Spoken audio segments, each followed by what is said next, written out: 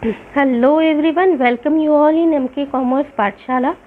In Organization, Commerce and Management, we have started the fourth chapter, namely Business, Services, and in this chapter we have continued the various functions of commercial bank, and we will continue the same topic in this video as well. So let's get begin. E-banking service, इसे ही electronic banking भी कहा जाता है। अब electronic banking में commercial bank कौन कौन सी facilities provide करती है और कौन कौन से फंक्शंस है यहाँ पे कमर्शियल बैंक के रिलेटेड टू ई बैंकिंग, वो देखना है हमें। तो यहाँ पे क्या बोला गया है, electronic banking is also called virtual banking. याद रखना, वर्चुअल बैंकिंग इसलिए कहा गया है क्योंकि कस्टमर बैठे बैठे दुनिया में कहीं से भी अपना अकाउंट ऑपरेट कर सकता है, ट्रांजैक्शन कर सकता है, या जो भी बैंक से रिलेटेड उसको नीड होती है वो वहीं पे अपने घर पे हो चाहे ऑफिस में हो, वो बैठे बैठे पूरा कर सकता है। इसीलिए इसे वर्चुअल बैंकिंग कहते हैं क्योंकि ये कहीं से भी एक्सेस हो सकता है। E banking is the result of the development in the field of electronics and computers. जब से इलेक्ट्रॉनिक और कंप्यूटर्स के फील्ड में डेवलपमेंट हुआ है तब से ई बैंकिंग जो है वो बहुत ज़्यादा डेवलप होने लगा है, या हम बोल सकते हैं फेमस होने लगा है। Under e banking the banking operations are computerised. अब सीधे सीधे ई बैंकिंग का मीनिंग यही है कि जो भी कंप्यूटराइज्ड वे से बैंकिंग करता है उसे ई बैंकिंग कहते हैं।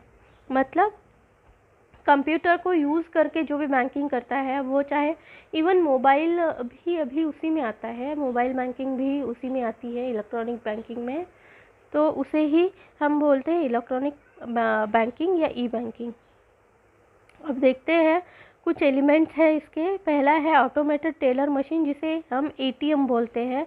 एटीएम कार्ड का नाम तो सबने सुना ही होगा, जिससे हम बैंक जाने की हमें ज़रूरत नहीं होती है, हम कहीं से भी पैसे निकाल सकते हैं। जहाँ पे भी ऑटोमेटेड टेलर मशीन अवेलेबल होगी वहाँ पे वो कार्ड डाल के हम जो भी जितना रिक्वायरमेंट है अपने पैसे की हम वो निकाल सकते हैं, ट्रांसफ़र कर सकते हैं, या जो भी रिलेटेड पैसे से रिलेटेड जो ट्रांजैक्शन है वो हम कर सकते हैं।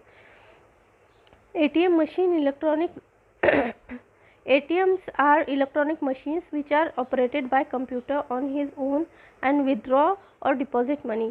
अब ATM मशीन क्या करती है, ऑटोमेटेड रहती है, मतलब ऑटोमेटिकली चलती है कंप्यूटर की हेल्प से, जिससे हम विड्रॉ भी कर सकते हैं और डिपॉजिट भी कर सकते हैं पैसे। It can be use for other banking transactions also such as balance inquiry, transferring money, request for cheque book और बैंक स्टेटमेंट एक्सेट्रा। ये सारे वो काम भी ऑटोमेटेड टेलर मशीन करती है। Now days ATM also provided facility of cash deposit through CDM मतलब cash deposits money. हम एक नई मशीन भी अब इंस्टॉल देखते हैं बहुत जगह पे, जहाँ पे सिर्फ और सिर्फ पैसे निकाले नहीं जाते हैं, तो हम कैश डिपॉजिट भी कर सकते हैं। जैसे बैंकों में जनरली ये मशीन आपको दिख जाएगी, वहाँ पे घंटों लाइन में खड़े रह के आपको पैसे डिपॉजिट करने की राह नहीं देखनी होती है। एक मशीन लगी रहती है, वहाँ पे जस्ट आपको एक बारकोड दिया हुआ होता है पासबुक पे, वो एंटर करके आप अपने पैसे जो है वो डिपॉजिट कर सकते हो। उसे ही CDM बोलते हैं, कैश डिपॉजिट मशीन। उसके बाद क्रेडिट कार्ड जो है इसे पेमेंट कार्ड के नाम से भी जाना जाता है। It allows the card holder to pay from different transaction he perform. The issuing bank creates a revolving account and grants a line of credit to the customer or user. Credit card offer convenience to customers as customer need not carry cash। अब यहाँ पे ये देखो, ये credit card दिख रहा है, इसका मतलब ये है कि बैंक एक सर्टन लिमिट तक एक फैसिलिटी देती है अपने क्लाइंट को या कंज्यूमर को कि वो इतने पैसे अगर उसके अकाउंट में ना भी हो तो भी यूज़ कर सकता है, और बाद में थोड़े थोड़े जैसे जैसे बनते हैं इंस्टॉलमेंट के रूप में वो पैसा बैंक को वापस दे दिया जाता है। उस पर कुछ थोड़ा बहुत इंटरेस्ट चार्ज भी करती है बैंक, बट वो बहुत निग्लिजिबल होता है। और ये एक बहुत ही अच्छा एग्जाम्पल है कैशलेस, जिसे बोलते हैं ना हम, कैशलेस हो जाना। मतलब हमें अपने जेबों में कैश ले लेके घूमने की ज़रूरत नहीं पड़ती। क्रेडिट कार्ड अगर है तो कहीं पे भी हमने स्वाइप कर लिया तो अपना काम हो जाता है। तो ये भी बहुत अच्छी फैसिलिटी बैंक में प्रोवाइड करती है। उसके बाद डेबिट कार्ड। अब डेबिट कार्ड जो है वो भी सेम क्रेडिट कार्ड की तरह ही काम करता है, लेकिन यहाँ पे होता ये है कि ये कार्ड जिसके पास है उसके अकाउंट में पैसे होने ज़रूरी है। क्रेडिट कार्ड में क्या है, पैसे नहीं भी है अकाउंट में तो फ़िलहाल के लिए बैंक पे कर देती है कंज्यूमर की ओर से। लेकिन डेबिट कार्ड में ऐसा नहीं है, यहाँ पे हमें पैसे ज़रूरी है और यहाँ पे कोई ऐसी सर्टेन लिमिट नहीं होती। जितने पैसे आपके पास है उतना आप खर्चा इस डेबिट कार्ड के थ्रू भी कर सकते हो और इसे भी कैशलेस आप पेमेंट वगैरह के लिए यूज़ कर सकते हो। आपको कैश लेके घूमने की ज़रूरत नहीं होती है। अब आरटीजीएस का मतलब होता है real time gross settlement. Real time gross settlement क्या होता है, एक फंड ट्रांसफ़र का ज़रिया होता है। बड़े बड़े बिजनेसेस जिनके पास होते हैं ना, वो कैश ले जाके या बड़ी बड़ी सूटकेसों में, वो हम मूवीज़ में देखते थे ना, बड़ी बड़ी सूटकेसों में पैसे भर भर के लेके जाया करते थे पहले की जो मूवीज़ बनती थी।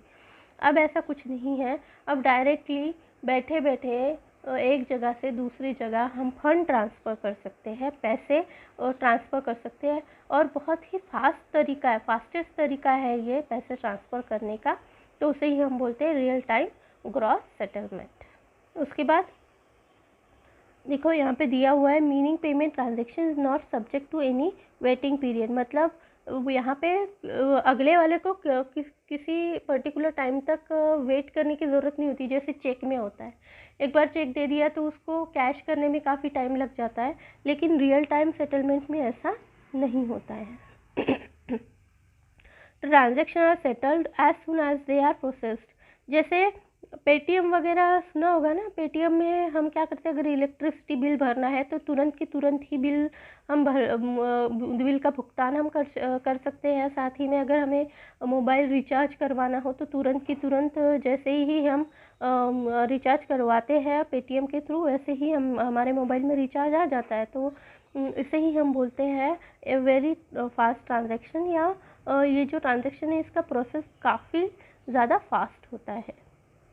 The receiving bank has to credit the account of the client within 2 hours और receiving the fund transfer message। अगर पैसे बहुत ज़्यादा बड़े हैं तो दो घंटों तक यहाँ पर ट्रांसफ़र का टाइमिंग दिया हुआ है, लेकिन ये जल्दी ही ट्रांसफ़र हो जाता है, इतना देर नहीं लगती है जनरली।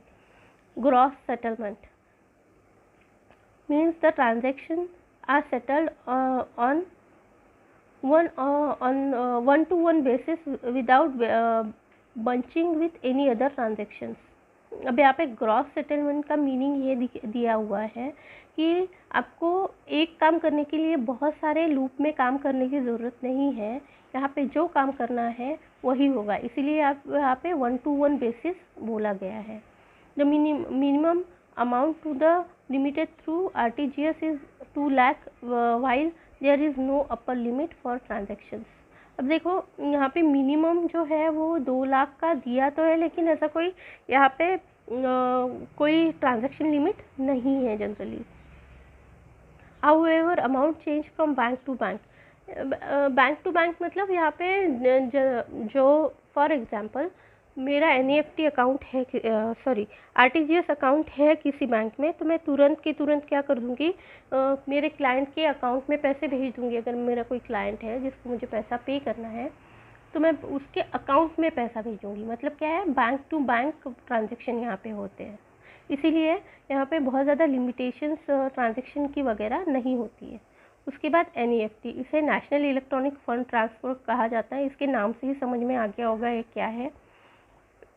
ये जनरली कंप्यूटर के यूज़ से हम पैसे ट्रांसफ़र कर सकते हैं दूसरे बैंक में या किसी और ब्रांच में, और एक पर्टिकुलर यहाँ पे कोड जो है वो जनरेट होता है और उसके हिसाब से जो भी आपको बेनिफिट्स चाहिए मनी ट्रांसफ़र के वो मिल जाते हैं।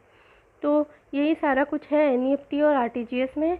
NEFT settlement take place at particular time during working hours. अब देखो यहाँ पे आपको वर्किंग आवर्स वाली सिचुएशन दी हुई है, मतलब जिस तरीके से बैंकिंग वगैरह का टाइमिंग या जो भी टाइमिंग पर्टिकुलर एक टाइम पीरियड दिया हुआ होगा उसी टाइम पे आपको ये एनईएफटी करनी है।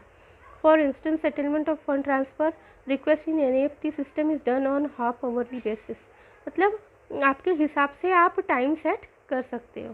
There are 24 half hourly settlement batches run from 8 AM to 7 PM on all working day of week, मतलब बैंकों के टाइम के हिसाब से आप अपना एनईएफटी का टाइमिंग सेट कर सकते हो। The main difference between NEFT and RTGS is that the case of RTGS transfer is done on gross settlement basis while NEFT is deferred net basis where transactions are bundled together। अब देखो NEFT का मतलब ये है जहाँ पे 1-to-1 basis वाला फंडा नहीं है, यहाँ पे जो ट्रांसफ़र है वो बंडल्ड होंगे, बहुत सारे होंगे, एक साथ होंगे, मतलब अब एक साथ बहुत सारे कस्टमर्स को पैसा भेज सकते हो बैंक में, ठीक है। लेकिन आरटीजीएस में 1-to-1 बेसिस होता है, ठीक है। तो जो भी बैंकिंग वगैरह से रिलेटेड है ये सारी नई नई सुविधाएं अभी मिल रही है। उसके बाद net banking and mobile banking. तो नेट बैंकिंग और मोबाइल बैंकिंग के बारे में आपको पता ही है। नेट बैंकिंग मतलब वाया इंटरनेट हम अगर बैंकिंग के जो फंक्शंस है वो यूज़ कर रहे हैं तो उसे नेट बैंकिंग बोलते हैं। मोबाइल बैंकिंग का भी वही है, मोबाइल फ़ोन यूज़ करके अगर किसी बैंक में हम रजिस्टर कर रहे हैं या फिर कुछ बैंक के ट्रांजैक्शंस कर रहे हैं तो उसे मोबाइल बैंकिंग कहा जाता है। उसके बाद IMPS facility. IMPS immediate payment service, इसके नाम से ही आपको समझ में आ रहा है क्या है ये। इमीडिएट पेमेंट सर्विस में क्या होता है, जल्दी से जल्दी अगर किसी को फ़ंड ट्रांसफ़र करना है विद इन अ सेकेंड तो इसका यूज़ करके, ये फैसिलिटी का यूज़ करके हम कर सकते हैं, हम मतलब को customer. This facility also customers to instantly transfer fund to any other bank account, मतलब बहुत जल्द हमें अगर बहुत इमरजेंसी है, जैसे कॉलेज की फ़ीस भरनी है और हमारे पास कैश नहीं है तो हम क्या कर सकते हैं, आईएमपीएस की फैसिलिटी यूज़ करनी है तो आईएमपीएस फैसिलिटी अगर हमारे पास है, इमीडिएट पेमेंट सर्विस की फैसिलिटी अगर हमारे पास है तो हम उस पर्टिकुलर कॉलेज का जो भी बैंक अकाउंट है वो मांग के वहाँ पे हम तुरंत के तुरंत पैसे ट्रांसफ़र कर सकते हैं। बहुत ही फास्ट तरीका है ये पैसे ट्रांसफ़र करने का। तो ये सारा हो गया हमारा आज का टॉपिक, जिसका नाम था जनरली ये बैंक से रिलेटेड जितनी भी सेवाएं होती है जो कंप्यूटराइज हो या जिसे हम एक पर्टिकुलर टेक्नोलॉजी के थ्रू यूज़ करते हैं, ये सारी सर्विसेज यहाँ पे दी गई थी। तो अगर कुछ समझ में नहीं आता है तो आप पूछिए, क्वेरी कीजिए और नोट्स बनाइए। Take care and bye bye.